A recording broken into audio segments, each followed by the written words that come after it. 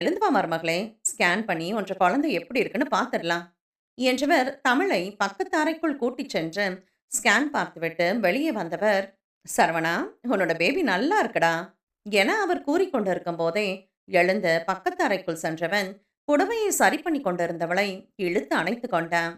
அவன் திடீரென அணைக்கவும் பயத்தில் கத்த போனவள் பின் சுதாரித்து அமைதியாகிவிட்டான். அவளை விட்டு விலகியவன் அவள் காலடியில் முழங்காலிட்டு அமர்ந்தவன் அவள் கையில் இருந்த கொசுவத்தை வாங்கி அவள் இடுப்பில் சொருகிவிடவும் இன்னும் அதிர்ச்சி நிலைக்கே சென்று விட்டான்.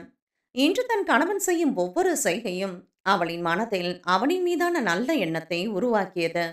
ஒரு பெண்ணாய் தான் கருவுற்றிருப்பதை கூட அறியாமல் இருக்கும் பொழுது அவன் நாள் கணக்கு முதற்கொண்டு அத்தனையும் கவனித்துக் கொண்டிருக்கிறான் என தெரிந்ததுமே அவளால் எப்படி உணர்கிறோம் என்றே கூற முடியவில்லை. கொசுவத்தை சொருகியவன் அவளின் வயிற்றை மூடியிருந்த சீலையை விளக்கியவாறு தன் கைகளால் வருடி கொடுக்கவும் அவளின் உடல் மட்டும் இல்லாமல் உள்ளமும் ஒரு முறை சிலிர்த்து அடங்கியது. அவளின் வயிற்றில் தன் இதழை ஒற்றி எடுத்தவன் அவளை அணைத்து முகத்தை அவள் வயிற்றில் புதைத்துக் கொண்டு சிறிது நேரம் அந்த நிமிடத்தை ரசித்தவன் பின்பு மனைவியின் வயிற்றை பார்த்து, குட்டிமா, அப்பா பேசுறது கேக்குதாடா?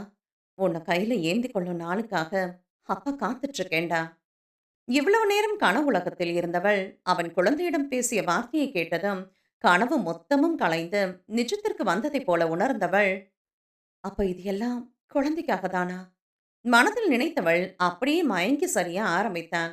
அவன் பேசிக்கொண்டிருக்கும் போதே தமிழரசி மயங்கி சரிய ஆரம்பிக்கவும் அவளை அப்படியே கைகளில் அள்ளி அங்கிருந்த பெட்டில் படுக்க வைத்தவன் பெரியம்மா என பதட்டத்துடனே கத்தினான்.